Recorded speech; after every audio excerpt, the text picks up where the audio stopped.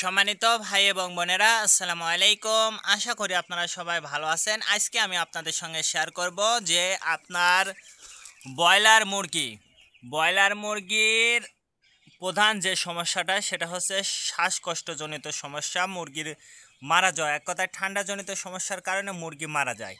আর এই মুরগি মারা যাওয়ার কারণে কিন্তু আমাদের লসের সম্মুখীন হতে হয়। আর আমি আজকে অনলি মাত্র একটা ওষুধ দেখাবো। এই ওষুধটা যদি আপনারা আপনার মুরগির, ব্রয়লার মুরগি, ফার্মি মুরগি, সোনালী মুরগি, দেশি মুরগিকে যদি এই ওষুধগুলো দেন, তাহলে দেখবেন যে ইনশাল্লাহ আপনার মুরগিগুলো সুস্থ থাকবে, ভালো থাকবে। এবং মুরগিগুলো ভালো রাখার জন্য আমি আপনাদেরকে বলবো যে এই ওষুধটা যদি আপনারা আপনার মুরগিকে দেন, সেক্ষেত্রে আপনার মুরগিগুলো সুস্থ থাকবে, ওজন বৃদ্ধি পাবে।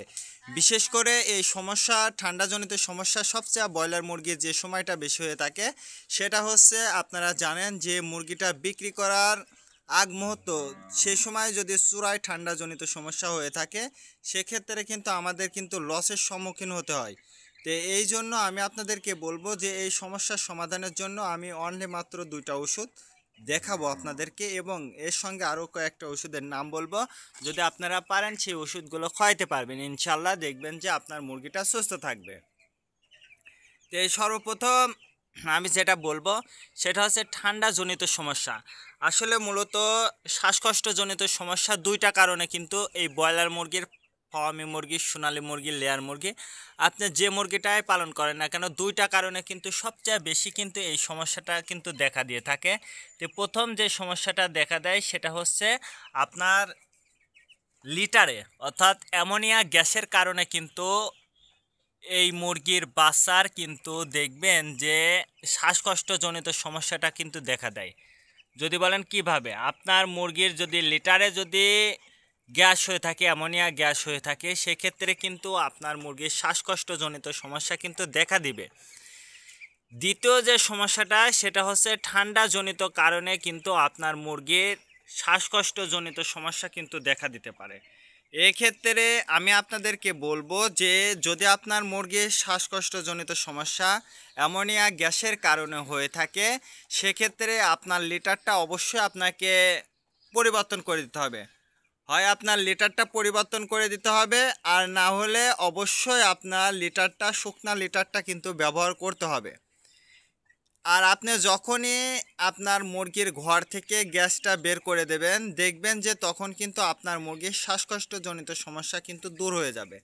আর যতক্ষণ পর্যন্ত আপনি আপনার মুরগির ঘর থেকে শ্বাসকষ্টজনিত সমস্যা দূর করতে পারবেন না, যতক্ষণ পর্যন্ত না আপনি আপনার মুরগির ঘর থেকে অ্যামোনিয়া গ্যাসটা বের করছেন, এই বিষয়টা অবশ্যই আপনাকে লক্ষ্য রাখতে হবে। আর দ্বিতীয়ত সমস্যা হচ্ছে আপনার লিটারটা শুকনো আছে, আপনার মুরগির ঠান্ডাজনিত সমস্যার কারণে আপনার মুরগিটা শ্বাসকষ্টজনিত সমস্যা হয়েছে, সেক্ষেত্রে ইনশাল্লাহ দেখবেন যে ওষুধটা দিলে কাজ করবে। আর এই ঠান্ডাজনিত সমস্যা যতক্ষণ, ঠান্ডা আবার কয়েকটা প্রকারভেদ আছে।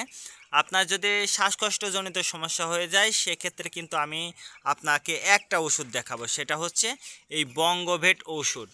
এই বঙ্গভেট ঔষধটা যদি আপনারা আপনার মুরগিকে খাওয়ান,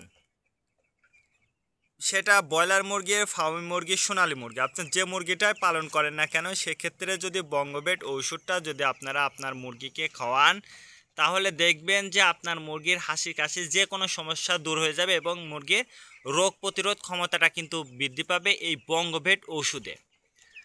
এই বঙ্গভেট ওষুধটা শুধুমাত্র যখন আপনার মুরগির শ্বাসকষ্টজনিত সমস্যা দেখা দেবে, ঠান্ডা কাশি দেখা দেবে, তখন কিন্তু এই বঙ্গভেট ওষুধটা চালাইলে ইনশাল্লাহ দেখবেন যে আপনার মুরগির বাচ্চা অথবা মুরগি, যে বয়সে মুরগি হোক না কেন, যে দ্রুত সুস্থ হয়ে যাবে। আর এবার আসি হচ্ছে ঠান্ডাজনিত সমস্যা। ঠান্ডাজনিত সমস্যাটা কিন্তু কয়েকটা প্রকারভেদ আছে। যদি বলেন প্রকারভেদ বলতে কি বোঝাচ্ছেন, সেটা হচ্ছে আপনার মুরগির ঠান্ডা লাগছে, জ্বর হয়ে যাচ্ছে, সেক্ষেত্রে আপনারা কাশি নেয়, হাসি কাশি কিছু নাই, সেক্ষেত্রে আপনাদেরকে আমি বলবো যে আপনার মুরগিটা কিন্তু মারাও যেতে পারে। ঠান্ডাজনিত সমস্যার কারণে কিন্তু আপনার মুরগিটা কিন্তু মারাও যেতে পারে। সেক্ষেত্রে আমি আপনাদেরকে বলবো যাতে এই মুরগিটা মারা না যায়, এই জন্য যদি আপনার মুরগি 2টা বা 5টা মারা গেছে, সেক্ষেত্রে আপনি দেখছেন যে মুরগি হাসি কাশি কিছুই দিচ্ছে না, কিন্তু নাক দিয়ে হাসি কাশি দিচ্ছে না, কিন্তু মুরগিটা জ্বর হয়ে গেছে বা মুরগিটা এই যে গালের মধ্যে দেখবেন যে কফ জমে আছে। আপনি বাইরে থেকে কিছু বুঝতে পারছেন না, যখন আপনি মুরগিটা কাটবেন তখন আপনি বুঝতে পারছেন যে ঠান্ডাজনিত সমস্যা। সেক্ষেত্রে আমি বলবো যে অবশ্যই আপনারা সিপ্রো ওষুধটা আপনার মুরগিকে দিতে পারেন।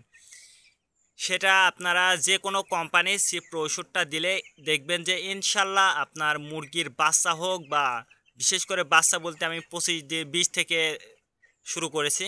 তো এই বয়সে 20 থেকে বা 35 দিন পর্যন্ত যদি আপনার মুরগির সমস্যা হয়ে থাকে, সেক্ষেত্রে সিপ্রো যে কোনো কোম্পানির এই সিপ্রো ওষুধটা কিন্তু আপনারা আপনার মুরগিকে কিন্তু দিতে পারবেন। ইনশাল্লাহ দেখবেন যে মুরগিটা সুস্থ হয়ে যাবে। আর এক্ষেত্রে আপনারা সিপ্রো ওষুধটা যদি না দিতে চান, সেক্ষেত্রে মাইক্রোনিড ওষুধটা যদি আপনারা দিতে চান, সেটাও কিন্তু আপনারা খুব সহজেই কিন্তু দিতে পারবেন। তার কারণ মাইক্রোনিড ওষুধটা কিন্তু খুবই ভালো। সেক্ষেত্রে আপনার মুরগি যদি কম সমস্যা মনে হয়, সেক্ষেত্রে আপনারা সিপ্রো দিতে পারেন। আর যদি মনে করেন যে বেশি সমস্যা, সেক্ষেত্রে অবশ্যই আপনারা মাইক্রোনিড ওষুধটা কিন্তু আপনারা আপনার মুরগিকে কিন্তু দিতে পারবেন। আর এই দুইটা ওষুধ যখন আপনারা দিবেন, অর্থাৎ একসঙ্গে না, মাইক্রোনিট দিলে সিপ্রো দেবেন না, সিপ্রো দিলে মাইক্রোনিট দেবেন না, এটা কিন্তু ভিন্ন ভিন্ন।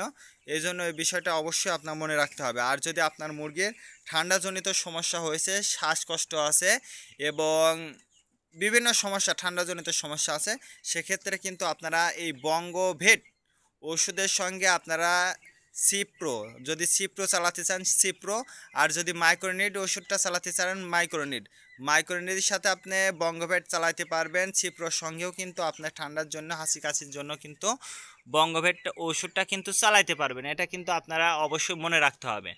তো আজকে এ পর্যন্ত, ভালো থাকবেন, আল্লাহ হাফেজ। এবং আপনারা কে কোন জেলা থেকে আমার এই ভিডিওটা দেখছেন অবশ্যই কমেন্টে জানিয়ে দেবেন।